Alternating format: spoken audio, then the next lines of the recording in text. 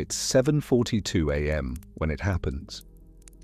You're standing in the kitchen waiting for the kettle to finish boiling, letting the slow warmth of routine settle into your shoulders.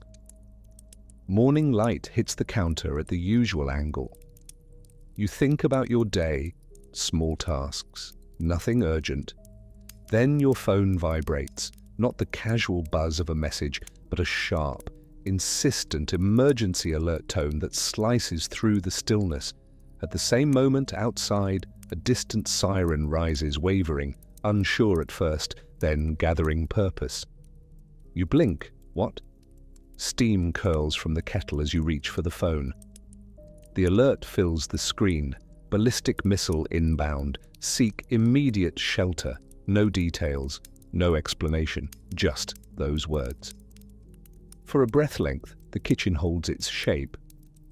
Tiles, countertop. Warm metal knob on the drawer. Your mind tries to return to the simple morning. Coffee, calendar, tasks. But the siren grows steadier, a long metallic wail threading through the walls. Then, a flash. Not bright enough to blind you, but unmistakable, a pulse of white light at the edge of the sky, beyond the buildings, as if the sun blinked. The window trembles. A half-second of silence follows, too complete, too thin. The kettle clicks off. Your hands are shaking, but the voice inside you, the one you didn't know existed, speaks first. Move. Shelter now. Your morning is gone. The world has changed. You take one breath, steadying yourself. The next decision matters, and you take it. You don't wait for confirmation. The first 5 minutes after an alert are the most decisive. You step back from the window, already calculating distance, walls, and shielding. Your mind tries to argue, or maybe it's a mistake. But the instructor voice within guides you. Assume real. You can adjust later. You move toward the interior hallway. Sound. The low rumble outside. Not an explosion, but air shifting. Texture. Drywall under your palm as you steady yourself. Light dimming as you step away from the windows.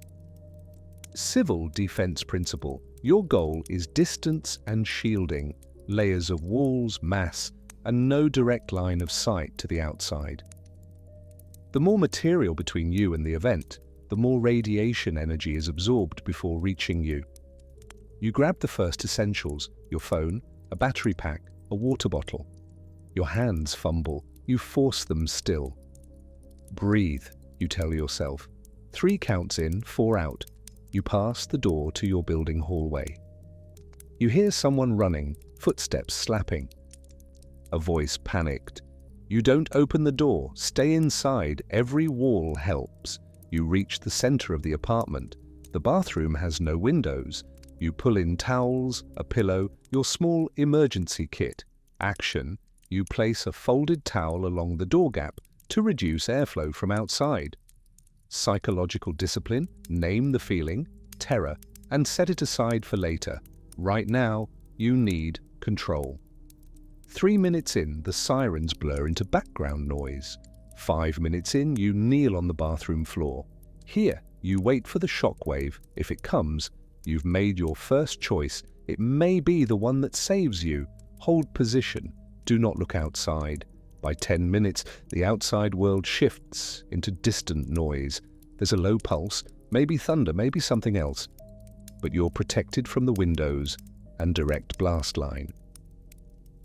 Civil defense context, blast effects travel outward fast. If you heard the alert before the flash, you had enough distance to survive initial impact. Now the threat shifts to fallout, radioactive particles that rise with the fireball and settle back to Earth, carried by wind patterns. You crouch lower, spine against the wall. Sensory anchors, sound, muffled car alarms crying in uneven patterns. Texture, the smooth coolness of tile against your arm. Light, bare dim glow of a phone screen. You check your supplies. Survival action, you fill the bathtub with water. And one of the most important early tasks, securing a supply if systems fail. Water lines may remain pressurized for hours, but contamination is possible later. You let the tap run until the tub holds several inches. Your phone signal drops to nothing. No messages go out. Wait, you whisper. Fear grips you, the kind that tells you to run, to check outside, to confirm reality. Psychological technique: name the impulse, curiosity, panic, guilt for not warning others, then counter it. Staying put is protection. You write the time on a sticky note and place it near you. 7:52 a.m. This small act marking time helps anchor your mind. It becomes routine. A faint tremor shakes dust from the vent. Not violent, but real. Something has happened out there. The world outside is changing faster than you can understand, but your choices inside remain simple. You've survived the first impact. Prepare for the next phase. By the first hour, the temptation to gather more supplies claws at you, but fallout is the next threat, and it arrives quietly. Civil defense principle: radioactive fallout is most dangerous in the first hours. It settles fast, and staying indoors provides critical shielding. Depending on the structure, being inside can reduce radiation exposure by 50 to 90%. An interior room with no windows adds another layer of protection. The low rumble of distant collapse fades. Sirens give way to a heavy silence. You move deeper into the bathroom, sitting with your back to the shower wall. You touch the door handle. A habit forming. Still cool. Good. Survival action. You take clothing from the hamper and roll it, sealing more gaps around the door. Your breathing has turned shallow. You correct it with slow counts. Internal thought. Steady. You try the radio in your emergency kit. Static. But static is a kind of company. The guilt starts. You think of the neighbor upstairs, the elderly woman who always asks about the mail. Did she know? Does she have a shelter space? You press your palm to the floor. Focus, you say quietly. The mental cost is real, but discipline is part of survival. You ration your water, 2 small sips. The bottle is your anchor. Sound, faint, static, hiss. Texture, condensation on plastic. Light, phone screen fading to low battery mode. You check the time again. 8:42 a.m., 1 hour since the alert. The fact that you're measuring time at all means you've regained some control. You survived the first hour by choosing stillness over panic. Now, the real wait begins. By hour 2, the world outside has settled into an eerie quiet. You imagine dust drifting down, invisible, dangerous. Civil defense note: fallout particles emit radiation but lose intensity quickly. The first 24 hours are the most critical. Radiation decays by a factor of 10 for every 7-fold increase in time. What's lethal at 1 hour is far less dangerous at 7 hours and diminishes further at 2 days. Your body aches from the tile floor. You shift positions, not to seek comfort, but to prevent stiffness that leads to anxiety. Survival action: you stack spare towels and clothing along the lower wall to add mass. Every bit helps reduce radiation exposure. Material density matters. Concrete and brick are best, but even fabric layered thick provides some shielding. You resist the urge to open the door to the hallway. Internal thought: don't. Psychological discipline: you create a routine. Every 10 minutes you check the time, breathe deeply, adjust your posture. Routine gives shape to the chaos.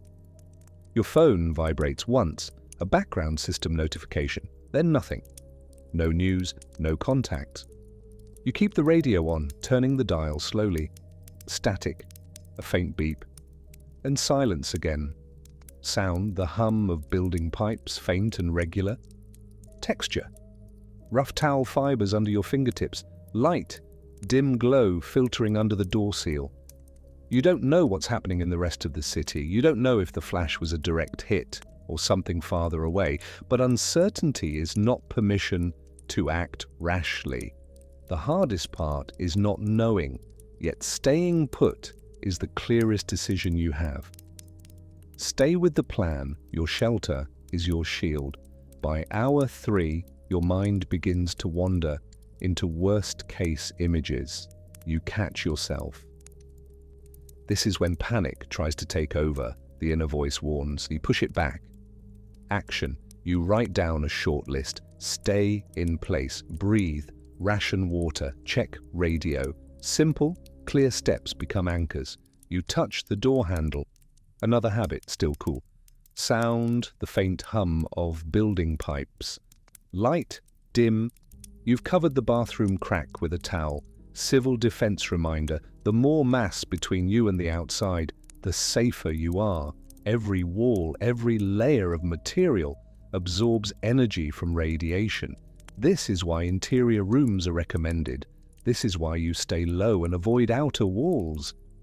You reinforce one wall using books from the hallway shelf. Moving quickly, opening the door for only seconds, and sealing again.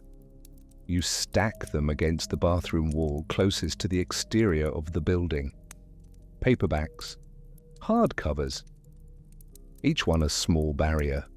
You feel guilt again, hearing distant knocking somewhere in the building. You whisper, I'm sorry. This is survival, not cruelty. Opening doors, moving through hallways, exposing yourself to potential airborne particles. These actions carry risk. You cannot help if you compromise your own shelter. The knocking fades. You return to your position on the floor, back against the shower wall, knees drawn up. Texture, cold tile through your jeans. Light, soft shadows from the covered gap.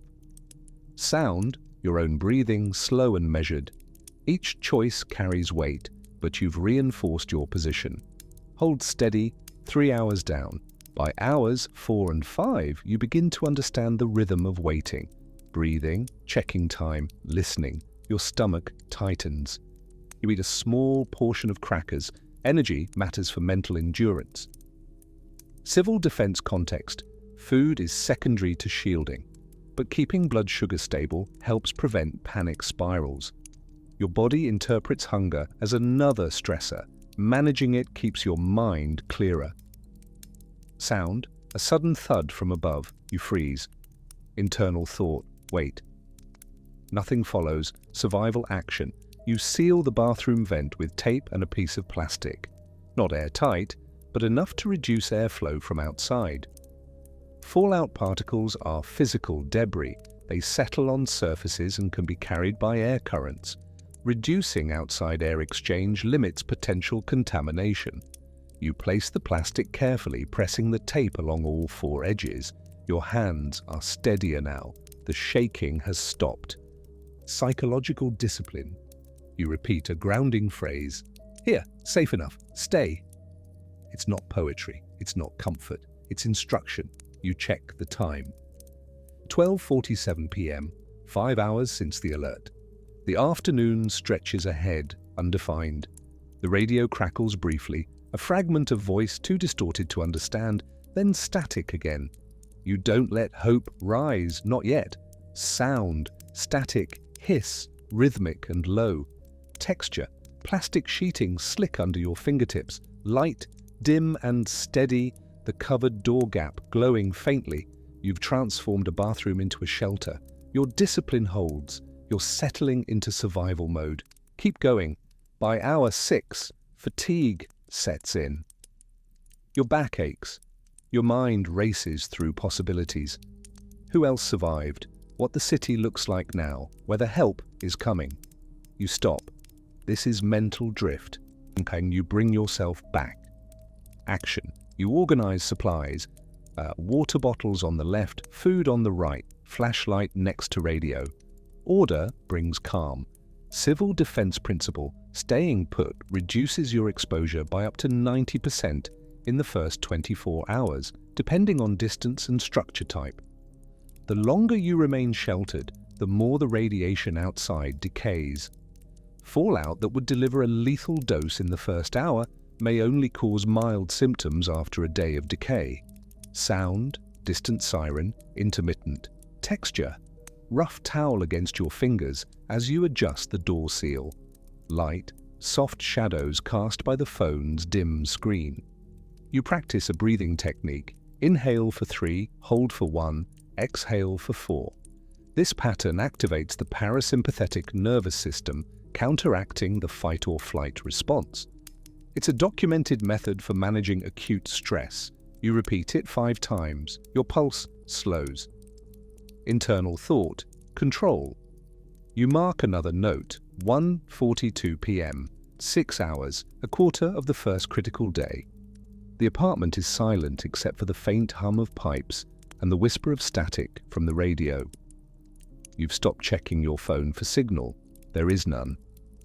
Instead, you've turned it off entirely to preserve battery. The radio is your only link now. 6 hours in, you understand that survival is a discipline. The hours are long. You are longer. By hours 7 and 8, isolation becomes a pressure in your skull. You mark another note, 3:15 p.m. Action. You turn the radio dial slowly again. For a moment, a voice. Broken, fragmented, then gone. You don't let hope spike. Psychological discipline. Hope is useful. Expectation is dangerous. You acknowledge the signal, note it, and return to your baseline state. Emotional control is part of endurance. Sound, static, endless, and textured. Texture, plastic radio knob turning under your thumb. Light, the faint glow through the sealed door crack, softer now as afternoon wanes. Civil defense note, radiation levels outside are still high, but declining. The decay curve is exponential. By 7 hours, levels may have dropped to 1/10 of the initial intensity. By 49 hours, 1/100th. Time is your ally now. Internal thought, stay low, stay covered. You drink another measured sip of water. The bottle is half empty. You've been careful. You mark the level with a pen, a small act of accountability. The silence presses against your ears. You realize you've been holding tension in your jaw and consciously release it. You shift position, stretch your legs carefully in the confined space, and resettle. There's a strange clarity in this waiting. The world has collapsed into a single task. Remain here, remain still, remain disciplined. Everything else, work, plans, relationships, the future, has receded to abstraction. Only this moment exists. Only this choice, stay sheltered. You've accepted uncertainty as part of survival. You've done what you can. Now you wait. By hours 9 through 11, your thoughts loop. You practice grounding. Name 5 things you can touch: tile floor, towel, water bottle, radio knob, door handle. 3 things you can hear: static, your breathing, faint wind outside. 1 thing you can control: staying here. Action: you ration another sip of water and write the time on the bottle. Small details reinforce discipline. Civil defense. Most fallout arrives within the first few hours. Staying inside during these hours prevents the worst exposure. Particles carried by wind settle according to weather patterns and distance from the event. You have no way of knowing the exact contamination level outside, but remaining sheltered is the only protective action available. You hear footsteps in the hallway. Slow, uncertain. Someone knocks. 3 times, then a pause. Your throat tightens, but you stay silent. Opening the door would reduce your shielding. The person outside is looking for help, for confirmation, for company. You understand this. You feel it in your chest, a pull toward human connection. But connection is not survival right now. Internal thought, hold. The footsteps move away. Silence returns. You close your eyes, lean your head back against the wall. Guilt and discipline exist together. You carry both. Sound, fading footsteps, then nothing. Texture, cool wall against the back of your head. Light, steady dim glow, unchanging. You mark the time again, 6:20 p.m. Nearly 11 hours since the alert. You faced a moral test and chose survival. Night approaches. Prepare for it. By nightfall, the building cools. Temperature drops increase shivering, which can mimic anxiety. You wrap yourself in a blanket. Sound, faint wind against the outer walls. Texture, soft fabric against shaking hands. Light, flashlight on its lowest setting. Action, you turn off your phone entirely to preserve battery. Radio only. Civil defense, night does not change. Fallout danger. Stay sheltered. Darkness may increase psychological stress, but the physical threat remains consistent. Maintain your routine. You practice slow body tension release. Clench one muscle group for 5 seconds, release. Start with your hands, then arms, shoulders, jaw, legs. This technique reduces physical stress and prevents the buildup of tension that can lead to panic. Internal thought. Breathe, release. The darkness outside is complete. No streetlights, no ambient glow from neighboring buildings. Either the power is out or there's nothing left to power. You don't speculate. Speculation drains energy. Instead, you focus on your immediate environment. The flashlight creates a small circle of visibility. The radio hums with static. The blanket holds warmth. You eat another small portion of crackers, chewing slowly, deliberately. Taste barely registers, but the act of eating is grounding. You mark the time on a fresh note. 8:42 p.m., 12 hours since the alert. Sound, wind, steady and low. Texture, blanket fibers, soft and worn. Light, flashlight glow, narrow and controlled. You endured the first half of the 24-hour window. The night will be long, but you're ready. By midnight, exhaustion becomes a companion, but sleep is shallow. Your mind won't allow deeper rest. Action. You adjust your breathing to slow your heart rate. You set a timer to check the radio every hour. Civil defense note. By 12 hours, radiation has dropped significantly, but it's still dangerous. The decay continues. The longer you wait, the safer emergence becomes. Sound, your own pulse in your ears. Texture, the cold floor through the blanket. Light, occasional flicker of radio LED. You close your eyes, but your awareness remains sharp. Every small sound registers. The creak of pipes, the rustle of fabric as you shift, the faint static whisper.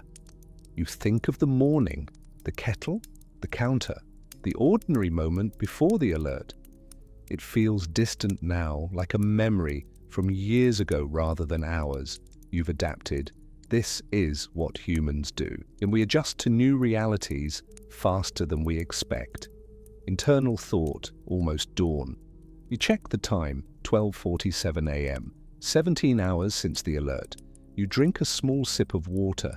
You adjust the towel seal. You breathe slowly, counting each cycle. The hardest hours are the quiet ones. No new information, no change, just waiting in the dark. But waiting is survival. Stillness is protection. You settle back against the wall, pull the blanket tighter, and close your eyes again. Stay the course. By the 17th hour, a faint grey light leaks under the door. Dawn. Action, you check the radio again. This time, a clear message breaks through the static. Shelter? Stay indoors. Measurements underway? Civil defense principle. Authorities will announce when outdoor exposure is lower. Until then, wait. The message is fragmented, but it confirms several things. Communication infrastructure still exists. Some level of coordination is happening, and you are not alone in this. You feel emotion rising, not relief, but release. You breathe deeply to steady yourself. Sound, steady radio voice, intermittent. Texture, cool plastic of the radio. Light, pale morning glow filtered by towels. The voice continues, to avoid outdoor exposure. Wait for further instruction. Assistance is being coordinated. Then static returns. But the message is enough. You heard it. Official guidance. Confirmation that your actions, staying sheltered, remaining disciplined, align with broader response protocols. You mark the time, 6:17 a.m. Internal thought, survived the night. You stretch carefully, feeling the stiffness in your limbs. You drink another measured sip of water. You eat a few crackers. The grey light under the door grows slightly brighter. Morning has arrived, the second morning of this new reality. Information returns slowly, but it returns. Hold for the last stretch. By the 24th hour, you sit against the wall, exhausted but alert. Your routine has become a rhythm. Breathe, check time, listen, sip water. The radio confirms decreasing radiation levels in many areas, but warns against venturing outside until local assessments are complete. The voice is clearer now, more frequent. Instructions are being repeated. Remain indoors, seal ventilation, await official guidance for evacuation or shelter exit. Action. You write day 1 on your water bottle, a small mark, a record that you endured. Psychological shift. You realize the panic that struck at 7:42 a.m. has thinned into something steadier. Not peace, not certainty, but earned calm. You've survived not through heroism, but through discipline. You made choices, you moved away from windows, you sealed doors, you rationed supplies, you resisted panic, you stayed still. Each choice was small. Together they formed survival. Sound, radio static, softening. Texture, the ridged plastic of the marked bottle. Light, morning pale and diffuse through sealed towels. Internal thought. I stayed. I survived. You lean back for a moment. The apartment is silent.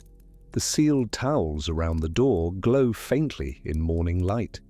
You lift the water bottle marked Day 1, feeling the weight of it in your hand, the weight of choices, of stillness, of endurance. And from the radio, through a clearing band of static, a voice settles. Updates. Stay sheltered. Assistance. Incoming. No triumph, just a quiet signal breaking through the noise. A small sound, but it carries the weight of survival.